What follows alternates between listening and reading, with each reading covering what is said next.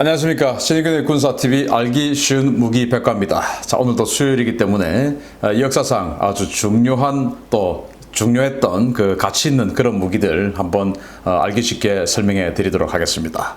자, 오늘은 인류 최초의 실전 배치 공중 항공모함입니다. 미국의 아크론급 항공모함인데요. 공중 배치 항공모함, 많은 사람들, 많은 나라들이 한번 상상은 해보고 또 한번 노력은 해봤을 겁니다. 그러나 아직 우리가 기억하기로는, 많은 사람들이 기억하기로는 실전에 사용된 적은 없어, 이렇게 할 수 있지만 실제 군대에 배치되어서 사용됐던 적이 있습니다. 자, 하늘을 나는 항공모함을 향한 인류의 끝없는 도전이죠. 비행기가 나온 이후에 이 전투기는 짧은 항속거리, 그런데 이 짧은 항속거리 비행기를 가지고 멀리 가서 전투를 할 수 있으면 좋겠다. 그게 이제 항공모함 아닙니까? 자, 그런데 항공모함도 바다가 있는 곳에서는 멀리 갈 수 있지만 결국 내륙으로는 또 멀리 들어갈 수가 없죠. 그래서 이 항공모함에 대한, 공중항모에 대한 생각은 계속하고 있고, 지금도 미국은 이렇게 수송기에다가 무인 전투기를 달아서 이렇게 그램린이라고 합니다. X-61 그램린이라고 하는데 이걸 지금 현재 테스트하고 있어요. 그래서 곧 실전 배치하려고 준비를 하고 있는데 100년 후에는 이럴 수도 있죠. 야, 나 때는 말이야 공중항모 있었어. 자, 이 사진 보여주면서 그렇게 이야기할 수도 있죠. 그러나 진짜로 100년 전에 공중항모가 있었습니다. 보겠습니다. 자, 비행기와는 비교할 수 없는 퍼포먼스, 이 비행선이죠. 여기에 크게 만족했던 미국입니다. 1920년대인데 1차 대전에 미국이 이제 숟가락을 얹었고 그렇게 해서 1차 대전의 승전국이 되었죠. 그러면서 이제 독일의 여러 가지 기술도 미국도 공유를 할 수 있게 된 겁니다. 독일이 이제 아시다시피 제펠린, 이 비행선을 만들었고 그 기술을 가지고 있었지 않습니까? 그래서 이제 그 독일의 비행선 기술도 미국이 들여다본 겁니다. 자, 그래서 야, 이거 군사용으로 사용하면 참 좋겠다. 왜? 장거리 정찰할 수 있고 아주 멀리 날아가니까, 그리고 이게 덩치가 워낙 크니까 여기다가 폭탄 매달아 가지고 떨어뜨리면은 전략 폭격할 수 있고 전부 가능하잖아 라는 생각을 한 거예요. 당시에는 이제 공군이 없었고 이 육군이죠. 육군 항공대입니다. 그래서 이 미육군에서 TC-6라고 하는 이 에어쉽이라는 걸 만들었어요. 그래서 이거 가지고 야, 멀리 가서 폭격하고, 예를 들어서 영국에서 바다를 건너서 독일의 군수공업지대를 폭격을 하고 싶은데, 문제는 당시의 복역기, 그때는 이제 단엽기도 아니고 1차 대전 20년대니까 1차 대전 끝났으니까 이제 복역기입니다. 이건 항속거리 해봐야 기껏 한 300km 이 정도밖에 안 되니까 다녀올 수가 없는 겁니다. 독일의 군수공업지대를 폭격하기 위해서. 자, 그런데 이 제펠린, 이 비행선은 갈 수 있는 것이죠. 야, 어떡하지? 그래서 이 기술자들이 저기에다가 작은 비행기 좀 붙여서 다녀도 될 것 같은데, 이런 생각을 이제 하게 된 거예요. 야, 저는 이 비행선 이것만 보면 제가 젊은 시절에 지금도 그렇지만은 굉장히 좋아했던, 정말 이 인류 최고의 헤비메탈 음악이죠. Stairway to Heaven, 바로 레드 제펠린이라는 영국의 헤비메탈 그룹인데 그게 자꾸 생각이 나요. 그 앨범 자켓 보면 여기 있습니다.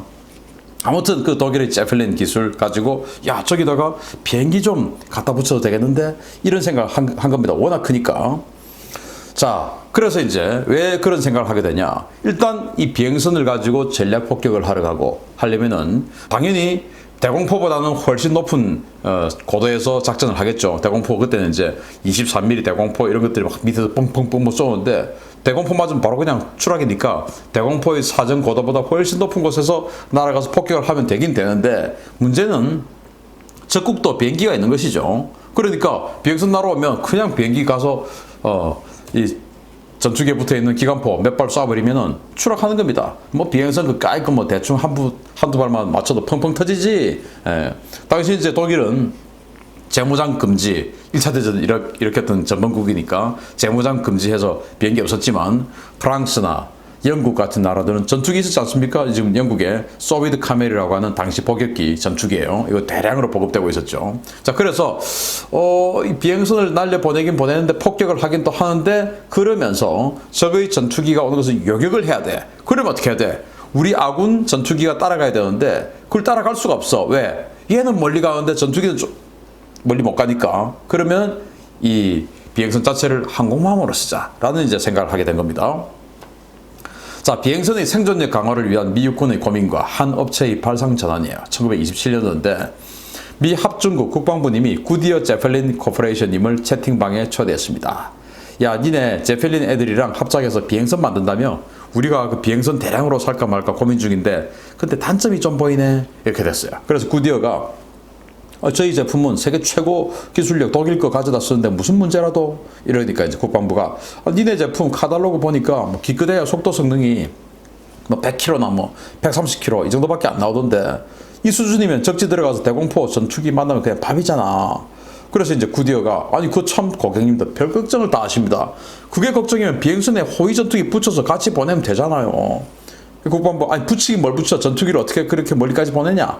아, 참 이 양반 답답하시네. 비행선이란 전투기를 붙이라고요. 붙여서 가지고 가면 되잖아요. 이렇게 된 거예요.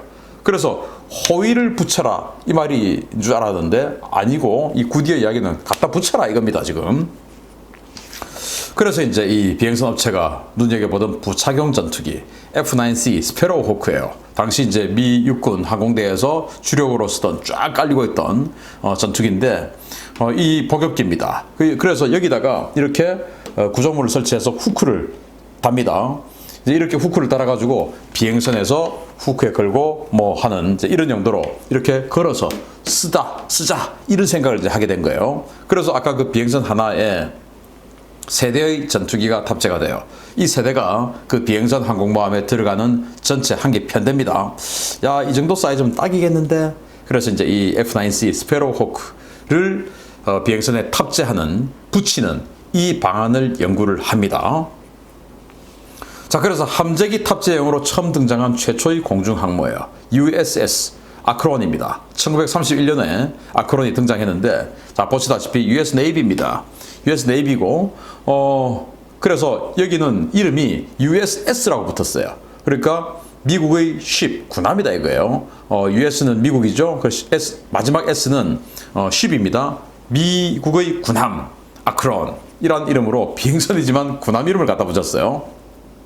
그러다 보니까 비행선인데 크기를 이야기할 때 배수량을 이야기합니다. 군함이니까 배수량 20만 9,580 세제곱미터. 그리고 크기는 길이가 293m, 너비는 40.5m예요. 그러니까 거의 뭐 지금 우리 2만 톤에서 2만 5천 톤급 정도 되는 한 3만 톤급 정도 되는 그런 항공모함 정도 되겠습니다. 엔진은 이제 560마력짜리 8개, 최대 속도는 시속 128km, 항속거리는 그냥 뭐 대륙간 횡단이 가능해요. 그리고 탑승 병력은 60명이 탑니다. 자, 그래서 비행선이라고 하면 이 전체에 다 공기가 들어가 있다라고 생각할 수 있는데 이 아크론은 그렇지 않고 이 중간 부분이 있으면 이 중간 윗부분에 공기가 들어가 있고 이 중간 부분은 전부 갑판이에요. 그래서 데크가 딱 깔려 있고 여기에서 이제 이 60명이 생존을 하는 겁니다. 여기에 이제 각종 숙박시설 다 있겠죠. 부대니까 이 자체가 항공모함이니까. 그리고 이 아랫부분에 이제 비행기를 장착을 하고 여기에서 비행기를 띄우고 하는 겁니다. 여기에 아까 보여드렸던 스패로우 호크 전투기 세대가 탑재가 되는 거예요. 이제 이렇게 만들었습니다. 자, 그래서 30년대 초반 첨단 항공 기술력의 상징이었던 이 아크론의 함재기 운영 방식이에요.